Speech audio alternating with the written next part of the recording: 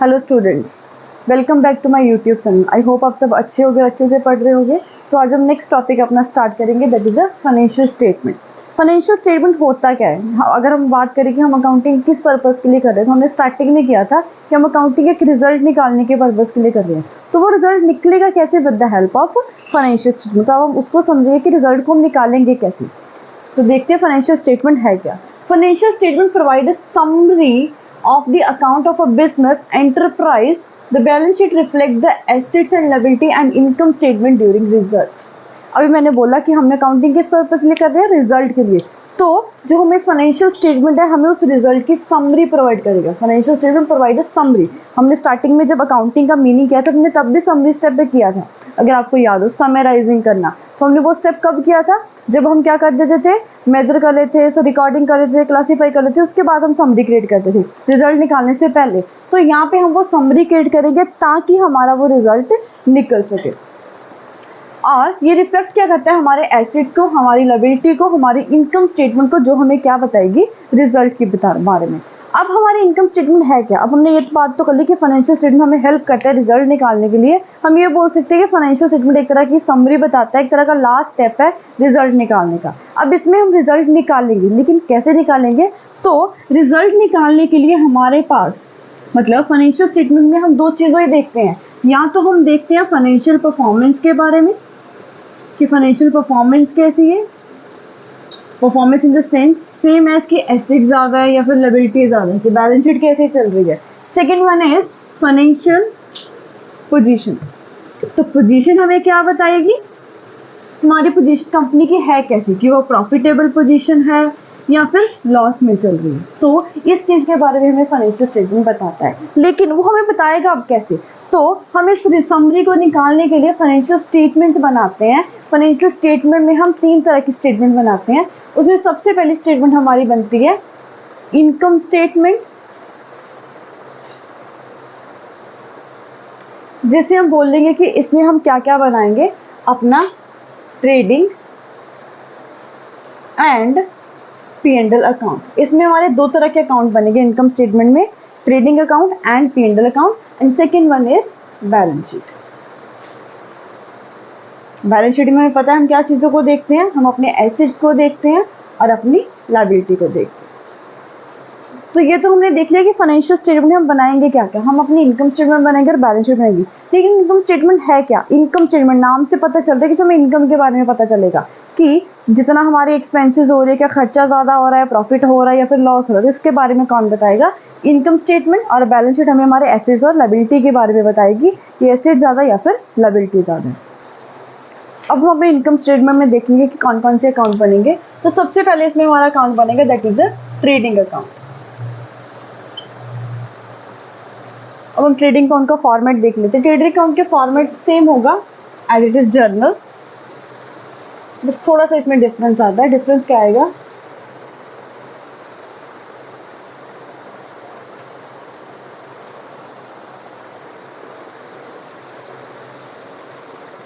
Particulars, amount, particulars, amount. जैसे भी मैंने आपको स्टार्टिंग में बोला था कि जो हमारी डेबिट साइड होगी वो लेफ्ट वाली होगी, तो ये हमारी डेबिट साइड होगी और ये हमारी क्रेडिट साइड होगी। तो इसका फॉर्मेट है कैसे? अब ट्रेडिंग अकाउंट अगर हमने स्टार्ट करना तो उसका एक सिंपल सा फॉर्मेट है कि अब हम उसको याद कैसे रखेंगे। तो याद रखने के लिए हमेशा सबसे पहले इसकी स्टार्टिंग किसके साथ होगी? आई होप आपको ये पता होगा कि ये टू के साथ स्टार्ट क्यों किया जाता है, क्योंकि आपको पता है टू वाली चीज़ को, सॉरी डेबिट वाली चीज़ को हम टू के साथ ही लिखते हैं। तो टू, सबसे पहले इसमें क्या आएगा?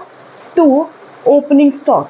हमें क्वेश्चन में कोई स्टॉक दे रखा होगा, वो हम इसमें मेंशन कर देंगे, ये हमारा ओपनिंग स्टॉक है। सेकेंड इसमें आएगा हमारे परचेजेस। हम अपने परचेजेस लिख देंगे, लेकिन क्वेश्चन में ऐसा भी हो सकता है कि परचेज रिटर्न दिया हो, तो मैं अपने परचेजेस लिख के उसमें से जो भी परचेज रिटर्न होगा उसको लेस करके उसके एक्चुअल फिगर को लिखूंगी। तो यहाँ पे परचेज की फिगर आ जाएगी। उसके बाद टू डायरेक्ट एक्सपेंस। अब हमारे एक्सपेंस कुछ डायरेक्ट नेचर के होते हैं, कुछ इनडायरेक्ट नेचर के होते हैं। जो ट्रेडिंग अकाउंट होता है उसमें सिर्फ डायरेक्ट नेचर के एक्सपेंसेस आएंगे, जैसे कि अगर वेजेस लिखा होगा तो ट्रेडिंग में आएगा, सैलरी होगा तो वो इनडायरेक्ट होगा, वो डायरेक्ट ट्रेडिंग में नहीं आएगा। ऑक्ट्री लिखा होगा, फ्रेट लिखा होगा, कैरेज इनवर्ड लिखा होगा,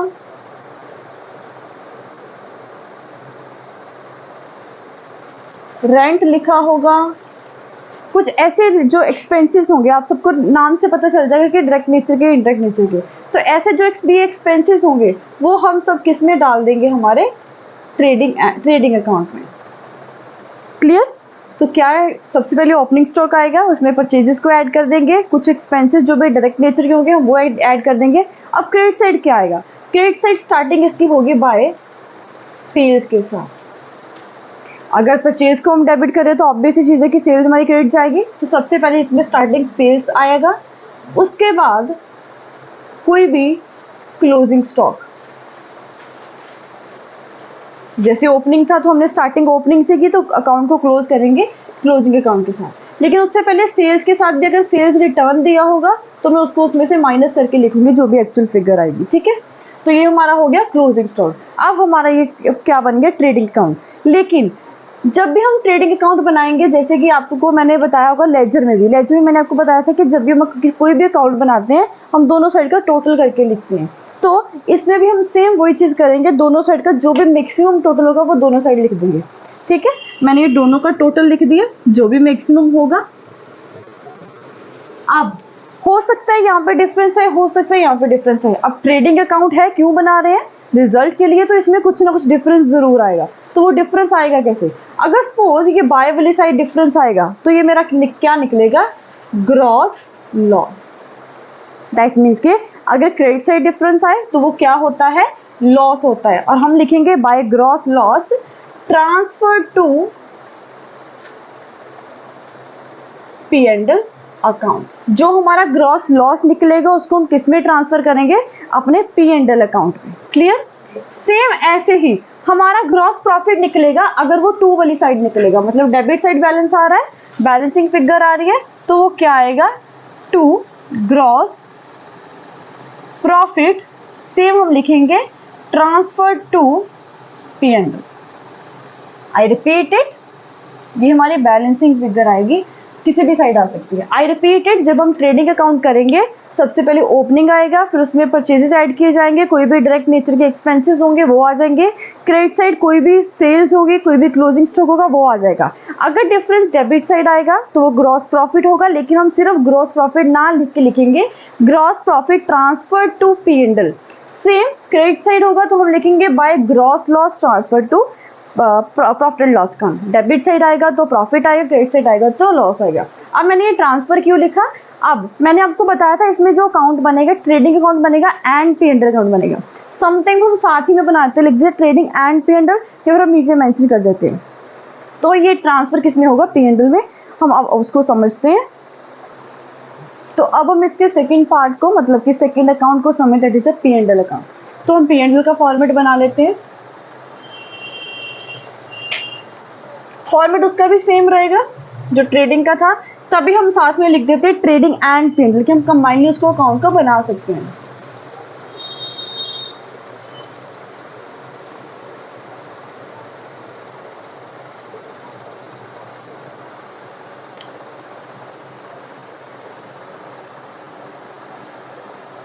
सेम ये हमारी डेबिट साइड होगी और ये हमारी क्रेडिट साइड होगी।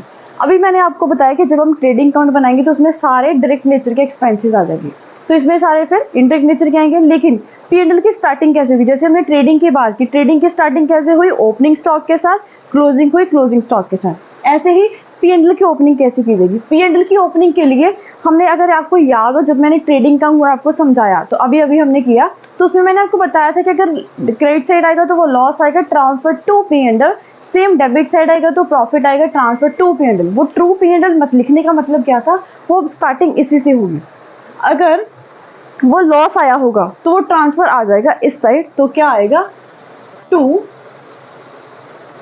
ग्रॉस लॉस, जितना भी फिगर उसकी होगी। और अगर वो प्रॉफिट आया होगा तो क्या आ जाएगा, by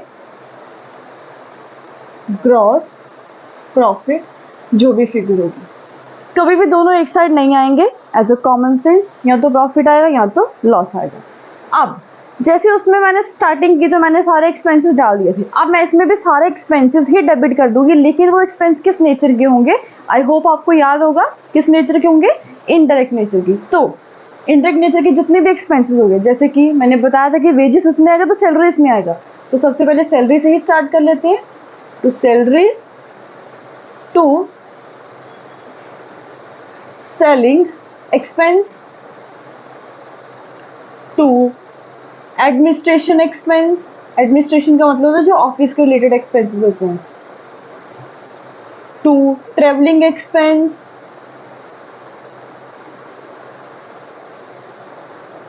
two transport expense, to distribution expense, मतलब कि जो भी हमें नाम से पता चलता है कि इनडायरेक्ट नेचर के हैं, तो वो सारे के सारे एक्सपेंस किस में आ जाएंगे, हमारे P&L में। और अब क्रेडिट साइड क्या आएगा, तो क्रेडिट साइड इसमें क्या आएंगे, जिसकी भी इनकम के साथ, सॉरी, जिस भी वर्ड के साथ रिसीव वर्ड लिखा होगा, जिसमें हमारी इनकम जनरेट होगी, एक्सपेंसेस इनकम। P&L में दो ही चीजें आएंगी, सारे एक्सपेंसेस डेबिट किए जाएंगे, सारी इनकम्स क्रेडिट की जाएंगी। अगर आपको याद हो नॉमिनल का रूल क्या था, debit all expenses and losses, तो मैंने लॉस, जो भी मेरा लॉस होगा इसमें बैड डेट भी आ जाएगा, और अभी मैंने यहाँ पे लॉस भी लिखा, जितने भी लॉस होंगे, जितने भी एक्सपेंसेस होंगे वो डेबिट किए जाएंगे। Credit all incomes and gain, जितने भी प्रॉफिट होंगे, प्रॉफिट आ गया, जितनी भी इनकम्स होगी वो क्या की जाएंगी, क्रेडिट की जाएंगी। तो बाय, जिसके साथ भी रिसीव वर्ड लिखा, आपको पता है वो इनकम होती है, जैसे कि bye interest receive, bye commission receive, by salary receive etcetera वगैरह, रिसीव वर्ड जितनी भी इनकम होगी वो इसमें आ जाएंगे। अब ट्रेडिंग अकाउंट बनाया तो हमारा ग्रॉस प्रॉफिट और ग्रॉस लॉस निकला था, तो P&L बनेगा तो क्या निकलेगा, नेट निकलेगा, net profit net loss. Same अगर क्रेडिट साइड डिफरेंस आएगा तो क्या आएगा, बाय नेट लॉस, जो भी बैलेंसिंग फिगर है हम टोटल कर लेंगे ना सबसे पहले इसका, जो हमारा स्टेप था। सेम अगर डेबिट साइड आएगा तो क्या आएगा, टू नेट प्रॉफिट। इन दोनों में से किसी भी साइड हमारी बैलेंसिंग फिगर आ सकती है, डेबिट साइड आएगी तो नेट प्रॉफिट होगा, क्रेडिट साइड आएगी तो नेट लॉस होगा। आई होप आपको ये समझ आया होगा, वैसे इतना अच्छे से क्लियर नहीं समझ पा रहे होगे इसको आप, ये आपको थोड़ा सा लग रहा होगा कि ये पता नहीं हवा में उड़ रहा है। हम इसको एक न्यूमेरिकल के साथ करेंगे जिससे कि हम इसको अच्छे से एक्सप्लेनेशन के साथ समझ सके। तो मैं एक बार रिपीट कर देती हूँ कि हमने इनकम स्टेटमेंट में फिलहाल अभी के लिए दो अकाउंट किए हैं, जिसको हम एक अकाउंट भी काउंट कर सकते हैं क्योंकि ट्रेडिंग एंड P&L ही बनेगा। तो ट्रेडिंग में हमने स्टार्टिंग ओपनिंग से की, जिसमें स्टॉक आया, उसमें परचेजेस ऐड किए, उसमें डायरेक्ट एक्सपेंस है, सिर्फ इतनी चीजें आपको याद रखनी है, जो कि डेबिट साइड है। क्रेडिट साइड क्या आएगा, सेल्स आएगी और क्लोजिंग स्टॉक आएगा। तो ये हमारा क्या बन गया, ट्रेडिंग अकाउंट। और ट्रेडिंग अकाउंट में जो भी प्रॉफिट या लॉस आएगा वो ग्रॉस वर्ड के साथ आएगा, ग्रॉस प्रॉफिट आएगा या ग्रॉस लॉस। अगर ग्रॉस लॉस आता है तो वो ट्रांसफर हो जाएगा डेबिट साइड P&L में, ग्रॉस प्रॉफिट आता है तो वो ट्रांसफर हो जाएगा credit side by gross profit के साथ। अब इसी का नेक्स्ट पार्ट, इसको हमने कैरी फॉरवर्ड किया, उसमें डायरेक्ट एक्सपेंस है, ग्रॉस प्रॉफिट और लॉस लिख दिया, जो भी इसमें है। आपको पता है कि इसमें एक ही चीज निकलेगी, या तो लॉस निकलेगा या प्रॉफिट निकलेगा, ट्रांसफर कर दिया। उसके बाद जितने भी इनडायरेक्ट नेचर के एक्सपेंसेस है वो इस साइड आ गए, इनकम मेरी क्रेडिट साइड आएगी, तो मेरा अब क्या निकलेगा, प्रॉफिट ही निकलेगा, लेकिन वो प्रॉफिट निकलेगा नेट, क्योंकि हमें पता है जब भी हम अकाउंट बनाते हैं तो उसको नेट फिगर के साथ करते हैं कि एक्चुअल फिगर क्या है। तो नेट प्रॉफिट और नेट लॉस निकला होगा, जिससे हमारे रिजल्ट के बारे में। अब हमने बोला था कि फाइनेंशियल स्टेटमेंट में दो चीजें बताती हैं, या तो रिजल्ट बताती है हमारे प्रॉफिट एंड लॉस का, या फिर हमारी बैलेंस शीट एसेट और लायबिलिटी बताती है। अब हमने एक पार्ट तो कर लिया जिसमें हमें हमारे प्रॉफिट एंड लॉस के बारे में, रिजल्ट के बारे में पता चल गया। तो आइए अब हम नेक्स्ट पार्ट की ओर बढ़ते हैं। तो आई होप आपको आज का ये समझ आ गया होगा। अब हम इसका जो नेक्स्ट पार्ट है, मतलब जो भी इसका न्यूमेरिकल पोर्शन है, अब हम इसको न्यूमेरिकल के साथ समझेंगे ताकि अच्छे से समझ आ सके। अब ऐसे तो हम इसलिए इसको इजीली समझ नहीं सकते, इसको इजीली समझने के लिए एक न्यूमेरिकल ही करना पड़ेगा, तो उसको हम नेक्स्ट वीडियो में करेंगे। आई होप आपको इतना समझ आया होगा। कोई भी डाउट हो प्लीज़ कमेंट सेक्शन में ज़रूर बताइए। And thanks for watching, please like share and subscribe. And अगर आपने पुरानी वीडियोज़ को नहीं देखा तो पहले प्लीज़ उसको देखिए, क्योंकि आपको पता है आपके फाइनल एग्जाम्स आने वाले हैं, तो उसकी प्रिपरेशन आप अभी से स्टार्ट कीजिए। Thank you so much.